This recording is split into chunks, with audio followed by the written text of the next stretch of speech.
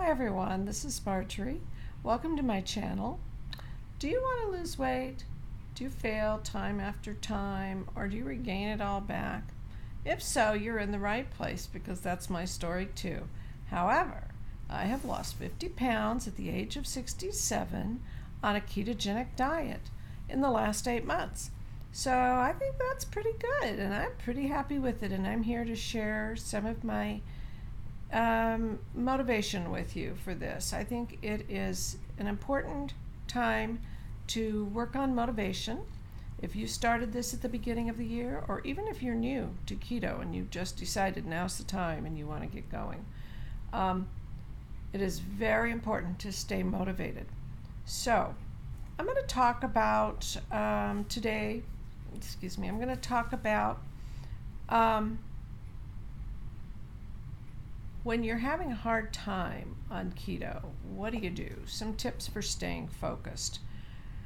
First of all, my rule of thumb for me on keto has always been, and I got this from several of my favorite channels that I've watched that inspired me as I started. My rule of thumb is carbs under 20. Other than that, I have used my app, I try to use my app. But basically, my rule of thumb for the day is if I count every single carb that I put in my mouth, the rest of it can take care of itself. I don't worry about macros if I'm not able to keep track for the day. I just worry about carbs, and I use total carbs. I don't use net carbs. Net carbs is just an excuse for me to have more carbs, and I don't want to go down that road. So first of all, I want to talk about choices. I think it's a trap if we try to get too extravagant in our planning and our choices. Basically, keep it simple. I have gotten my personal diet down to bulletproof coffee in the morning.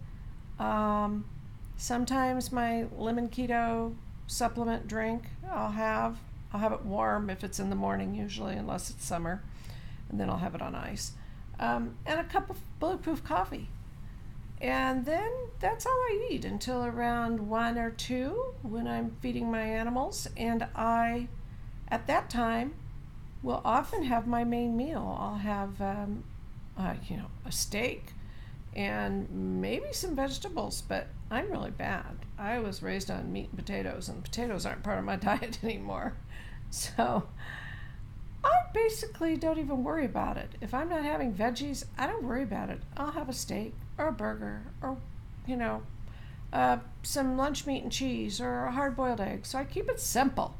Don't worry about choices. We are at the mercy of marketing in this country. And if you watch TV, mute those commercials, pause them, walk away, fast forward through them. Do not be suckered into watching those beautiful, fake, fabricated pictures of what you're going to get if you go to Applebee's, because it won't look like that on your plate. They're marketing to you. Stop falling prey to that. Don't be gullible.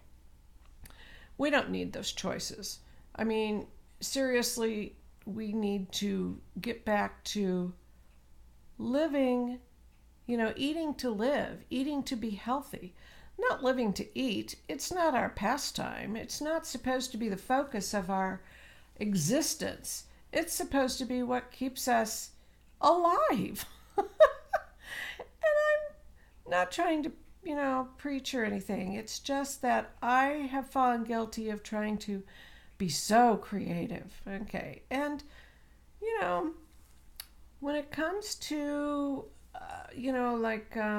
get-togethers, parties, whatever, hanging out with friends, we tend to make excuses and sabotage ourselves. We say, oh, just this once, I'm just going to have a taste, or I'm just going to have one little, cheesecake doesn't have a lot of carbs compared to, ice cream or whatever. So, we justify, and we sabotage ourselves. So stop it. It's hard. Oh, it's so hard, we tell ourselves. No, it's not. It's not hard. Keto is so easy. You just have to stick to the plan. Cheating's not part of the plan. Don't cheat. There are no good excuses. Who will feel bad if you cheat? Will your friends care if you cheat or you don't cheat? Are they going to care if you don't eat the cheesecake? If they want it, they're going to eat it. They're going to try to get you to taste it. They're going to try to get you to order. Don't do it. Just say, oh, I'm not in the mood for that right now. Whatever. Come up with your excuses. Have them ready. Don't sabotage yourself. I always try to remember a little kid I sat next to at one of my son's basketball games. I was not on a keto diet. I was a fatty back then. And I, pulled out some candy and I asked this cute little kid next to me if he wanted to have some. And he looked at me and he goes, "You're going to eat candy?" And I go, "Yeah. Do you want some?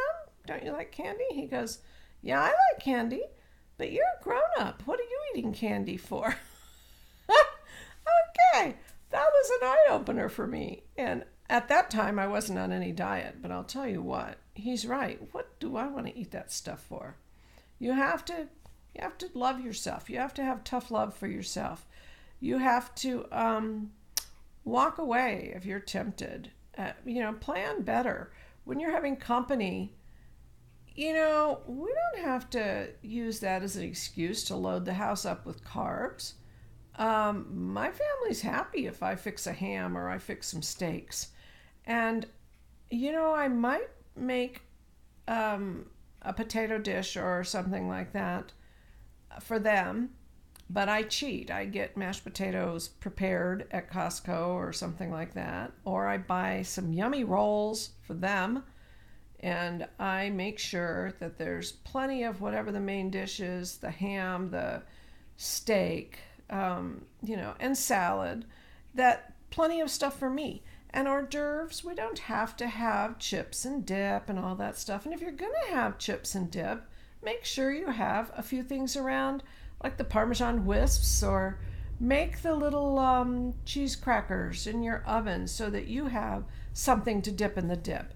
Don't make an excuse for yourself and pick up a potato chip. It's not going to make you feel any better when you're not in ketosis tomorrow. That one little chip, or 5 or 10 or whatever, it's not going to help. Remember your goals. Make better decisions.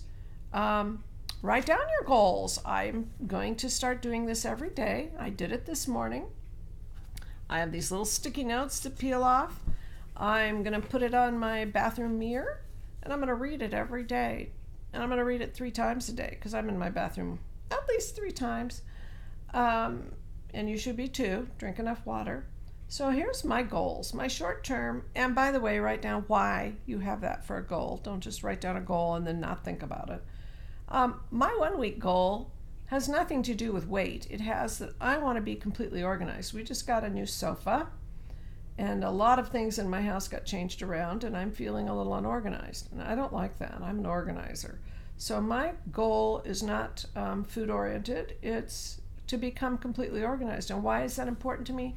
Because once I'm organized and everything is where it's supposed to be, I no longer have to worry about, it's not difficult to keep the house clean. And when I can keep the house clean simply, I have time to make sure I have time to do my research on YouTube, time to prepare my very minuscule prep work that I do in the kitchen, because my goal is to stay out of the kitchen as much as possible. That's where the food is. Okay, so that's my short-term goal, and that's why I need to be focused. My long-term goal is in 1 month, I would like to lose another 4 to 5 pounds. Why do I want to lose another 4 or 5 pounds in 1 month? Because spring is coming and it'll be easier to hike. I will look better in capris or shorts, and my clothes will fit better. So there you have it. That is my little tip, and hopefully to help motivate you. And remember, this is your journey. This is my journey. I'm still on this keto weight loss. 50 pounds is not all I have to lose. And I am looking forward, for the first time in my life, to getting to the weight my body wants to be at. So anyway, thanks a lot for joining me. And please, if you're new here, please subscribe and ring the little bell, and you'll be notified when I place a video. And if you're returning, please comment and leave me your tips and suggestions and let me know what your goals are. Thanks a lot. Talk to you later. Bye.